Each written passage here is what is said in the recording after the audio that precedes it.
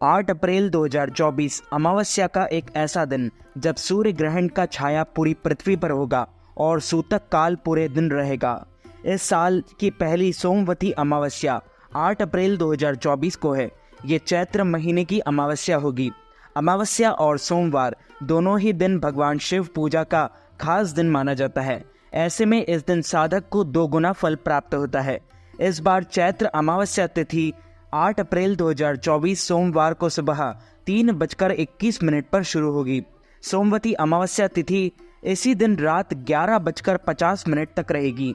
स्नान दान का शुभ मुहूर्त सुबह 4:32 से सुबह 5:18 तक रहेगा।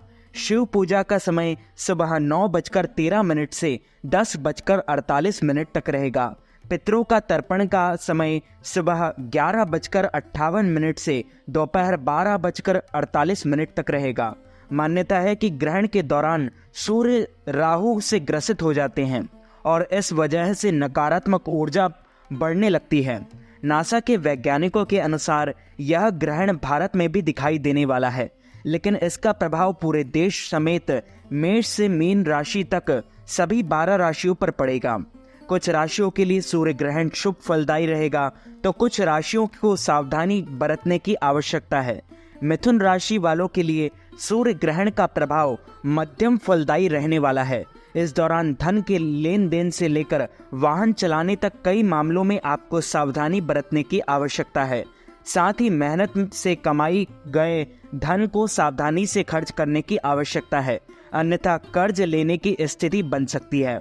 वैवाहिक जीवन की बात करें तो जीवन साथी के साथ गलत फहमियां बढ़ सकती है, जिसकी वजह से आपकी खुशियां कम हो सकती है।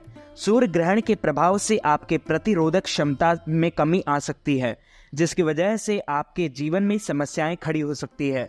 सोमवती अमावस्या के दिन लग रहे सूर्य ग्रहण का प्रभाव कर्क राशि वालों के लिए मिश्रित फलदायी रहने वाला है। इस दौरान कभी कभी स्थिति आपके नियंत्रण से बाहर जा सकती है और आप जिस चीज की उम्मीद लगाकर बैठे हो उसमें आपको निराशा मिल सकती है। नौकरी पेशा जातकों इस दौरान संभलकर कार्य करने की, अन्यथा बिना वजह विवाद की स्थिति बन सकती है और कार्य क्षेत्र में आपको कड़ा संघर्ष भी करना पड़ सकता है। अगर आप साझेदारी में बिजनेस करते हैं तो आपको बिजनेस पर ध्यान देने की आवश्यकता है और धन संबंधित मामलों में भी देखभाल की जरूरत है। सूर्य ग्रहण का प्रभाव वृश्चिक राशि वालों के लिए उतार चढ़ाव वाला रहने वाला है। इस दौरान पर्सनल और प्रोफेशनल लाइफ में सावधानी बरतने की आवश्यकता है। साथ ही आपको निवेश करने से बचने की सलाह दी जाती है, अन्यथा नुकसान होने की आशंका बन रही है। पारिवारिक जीवन की बात करें तो परिवार के सदस्यों के साथ वाद विवाद की स्थिति बन सकती है, जिसकी वजह से मानसिक तनाव का सामना करना पड़ सकता है। नौकरी पेशा जातक और अगर नौकरी बदलने की योजना बना रहे हैं तो इस दौरान आपको रुकने की सलाह दी जाती है। साथ ही आपके कामकाज में भागदौड़ की स्थिति भी बन सकती है, जिसका नकारात्मक प्रभाव आपके स्वास्थ्य पर पड़ सकता है। सूर्य ग्रहण का प्रभाव कुंभ राशि वालों के लिए स्वास्थ्य पर पड़ सकता है। इस दौरान अपने साथ साथ अपनी सेहत का पूरा ध्यान रखें। साथ ही ग्रहण के प्रभाव से काम को लेकर आपके अंदर संतुष्टि की भावना कम देखने को मिलेगी और आप पर काम का अधिक दबाव भी रहेगा। इस दौरान आप बेहतर संभावनाओं के लिए नौकरी बदलने का विचार कर सकते हैं। व्यवसाय से जुड़े जातकों के लिए काम में भागदौड़ की स्थिति ज्यादा रहेगी, लेकिन लाभ औसत से भी कम मिलेगी। इस अवधि में धन का लेन देन और निवेश करने से बचें, अन्यथा आपका धन फंस सकता है। अगर आप कोई प्रॉपर्टी खरीदने की सोच रहे हैं तो उसके वैधानिक पहलुओं की गंभीरता से सोच विचार कर लें। ज्योतिष शास्त्र के अनुसार एक साल में 3 या उससे अधिक ग्रहण शुभ नहीं माने जाते हैं। बताया जाता है कि अगर ऐसा होता है तो प्राकृतिक आपदाएं और सत्ता परिवर्तन देखने को मिलता है। ग्रहण से देश में रहने वाले लोगों को नुकसान होता है, बीमारियां बढ़ती है, देश की आर्थिक स्थिति में भी उतार चढ़ाव आते हैं।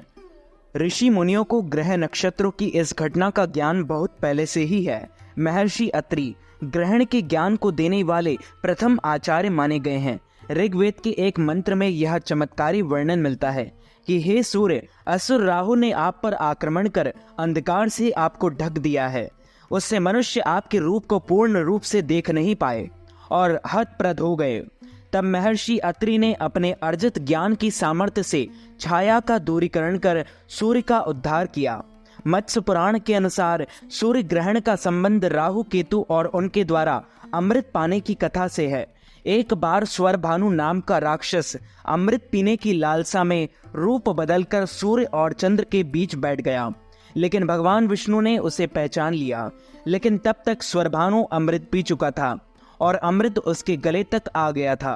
तभी भगवान विष्णु ने अपने सुदर्शन चक्र से राक्षस का सिर धड़ से अलग कर दिया, लेकिन यह राक्षस अमृत पी चुका था, इसलिए मरकर भी जीवित रहा। इसका सिर राहु कहलाया और धड़ केतु। कथा के अनुसार उस दिन से जब भी सूर्य और चंद्रमा पास आते हैं, राहु केतु के प्रभाव से सूर्य ग्रहण लग जाता है। महाभारत युद्ध की शुरुआत ग्रहण के समय हुई थी, वहीं युद्ध के आखिरी दिन भी ग्रहण था। इसके साथ ही युद्ध के बीच में एक सूर्य ग्रहण और हुआ था। इस तरह 3 ग्रहण होने से महाभारत का भीषण युद्ध हुआ था। महाभारत में अर्जुन ने प्रतिज्ञा ली थी कि वो सूर्यास्त के पहले जयद्रथ को मार देंगे, वरना खुद अग्नि समाधि ले लेंगे। कौरवों ने जयद्रथ को बचाने के लिए सुरक्षा घेरा बना लिया था, लेकिन उस दिन सूर्य ग्रहण होने से सभी जगह अंधेरा हो गया। तभी जयद्रथ अर्जुन के सामने यह कहते हुए आगे गया कि सूर्यास्त हो गया है, अब अग्नि समाधि लो। इसी बीच ग्रहण खत्म हो गया और सूर्य चमकने लगा। तभी अर्जुन ने जयद्रथ का वध कर दिया। विज्ञान के अनुसार सूर्य ग्रहण एक खगोलीय घटना है। जब चंद्रमा घूमते घूमते सूर्य और पृथ्वी के बीच में आ जाता है तो सूर्य की चमकती रोशनी चंद्रमा के कारण दिखाई नहीं पड़ती। चंद्रमा के कारण सूर्य पूर्ण या आंशिक रूप से ढकने लगता है और इसी को सूर्य ग्रहण कहा जाता है।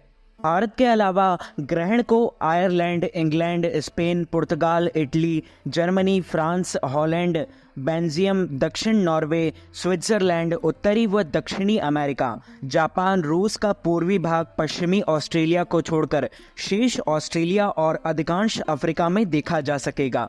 ग्रहण के दौरान कोई भी शुभ कार्य न करें, किसी मांगलिक कार्य का संकल्प न ले।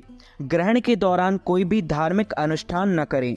सूर्य ग्रहण के दौरान भगवान का जाप और ध्यान करना चाहिए। खाने के सामान में तुलसी दल को रख दे ताकि सामान और खाने की वस्तु पवित्र रहे। ग्रहण के दिन शुद्ध जल से स्नान करना चाहिए और साथ ही इस दिन गरीबों को भी दान करना चाहिए। ग्रहण काल में मंत्र जाप, स्तुति और ध्यान करना विशेष लाभकारी होता है। आप ओम नमः शिवाय या ओम श्री कृष्णाय वासुदेवाय हरये परमात्मने प्रणतः क्लेशनाशाय गोविंदाय नमो नमः इस मंत्र का जाप कर सकते हैं। चंद्रमा के मंत्र का भी जाप कर सकते हैं। यदि आप कोई मंत्र सिद्ध करना चाहते हैं या दीक्षा लेना चाहते हैं तो वह भी ग्रहण काल में विशेष शुभ होता है। ग्रहण के समाप्त होने पर किसी निर्धन व्यक्ति को सफेद वस्तुओं का दान करें। इस दिन चावल, चीनी, दूध या चांदी का दान करना सर्वोत्तम माना जाता है। तो मित्रों, हमारे इस ज्ञानवर्धक वीडियो को आप अधिक से अधिक लोगों को शेयर कीजिएगा, लाइक कीजिएगा, कमेंट कीजिएगा और सब्सक्राइब करके बेल आइकन को भी ऑन कर लीजिए। ऐसे ही नए नए वीडियोस देखने के लिए आप सभी को सादर जय श्री कृष्ण, सादर धन्यवाद।